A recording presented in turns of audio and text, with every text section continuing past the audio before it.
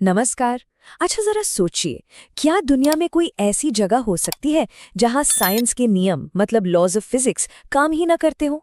आज हम भारत के कुछ ऐसे ही गजब के प्राचीन मंदिरों की बात करने वाले हैं जिनके रहस्य आज भी वैज्ञानिकों के लिए एक पहेली बने हुए हैं। हमारी ये पूरी पड़ताल बस इसी एक लाइन से शुरू होती है कि यहाँ प्रकृति के नियम काम नहीं करते। ये सुनने में भले ही अजीब लगे, पर ये उन मंदिरों की हकीकत है जहाँ आस्था और आश्चर्य विज्ञान की हर सीमा को तोड़ देते हैं। तो हमारी पहली पहेली हमें ले चलती है गुजरात के तट पर, एक ऐसी जगह जहां कहा जाता है कि समंदर खुद पूजा करने आता है। यहाँ हम दो ऐसे मंदिरों को देखेंगे जहां समुंदर का रोज का आना जाना एक ऐसा रहस्यमयी नजारा बनाता है जिस पर यकीन करना मुश्किल हो जाता है। तो हमारी पहली केस फाइल है स्तंभेश्वर महादेव मंदिर। इसको लोग गायब होने वाला मंदिर भी कहते हैं। और ऐसा क्यों कहते हैं, ये राज छिपा है इसकी लोकेशन में, जहां प्रकृति खुद भगवान शिव का अभिषेक करती है, वो भी रोज। तो आखिर इसका राज क्या है? वो है हाई टाइड यानी ज्वार। होता यह है कि हर दिन समंदर की लहरें ऊपर उठती हैं और देखते ही देखते पूरे मंदिर को अपने अंदर समा लेती हैं। मतलब मंदिर पूरी तरह से गायब। और फिर कुछ घंटों बाद मानो कोई जादू हो रहा हो, पानी नीचे उतरता है और मंदिर फिर से नजर आने लगता है। सोचकर ही कितना कमाल का लगता है ये नजारा, है ना? अब चलिए ऐसे ही एक और मंदिर को देखते हैं, निष्कलंक महादेव। ये मंदिर भी समंदर के बीचों बीच है, लेकिन इसकी कहानी और इसका रहस्य एकदम अलग है।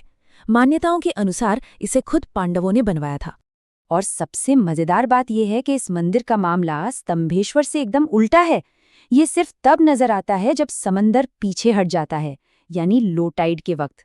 बस वही एक समय है जब भक्तों को इस पवित्र जगह तक जाने का मौका मिलता है। तो दोनों में फर्क क्या है? स्तंभेश्वर हाई टाइड में गायब होता है, तो निष्कलंक लो टाइड में प्रकट होता है। एक को प्रकृति का अद्भुत खेल माना जाता है, तो दूसरे की कहानी सीधे पांडवों से जुड़ती है तो दोनों गुजरात में ही, पर समंदर के साथ इनका रिश्ता बिल्कुल अनोखा और एक दूसरे से एकदम उलट है।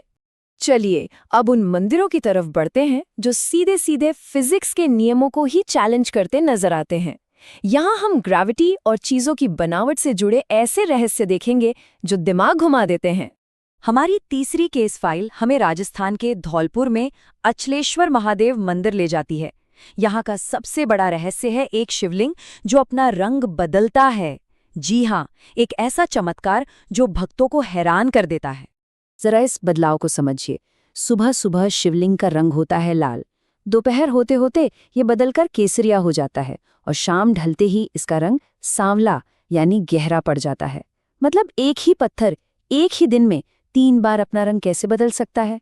साइंस के पास भी आज तक इसका कोई पक्का जवाब नहीं है। अगले रहस्य पर बढ़ने से पहले बस एक सवाल, क्या कोई पत्थर का खंभा हवा में लटक सकता है? सुनने में तो बिल्कुल नामुमकिन लगता है ना? और यही सवाल हमें हमारी चौथी पहेली तक ले जाता है, लेपाक्षी का लटका हुआ खंभा। आंध्र प्रदेश के मशहूर वीरभद्र मंदिर में आर्किटेक्चर का एक ऐसा करिश्मा है जो किसी के भी होश उड़ा दे।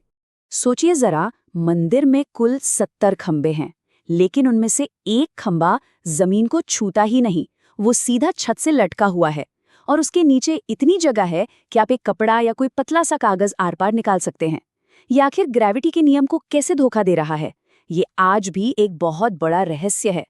और अब बारी है हमारी आखिरी और शायद सबसे हैरान कर देने वाली केस फाइल की।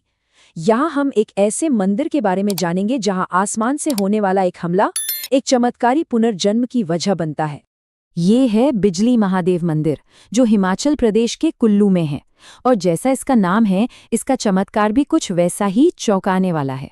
इस मंदिर का सारा रहस्य सिर्फ एक नंबर में छिपा है, 12।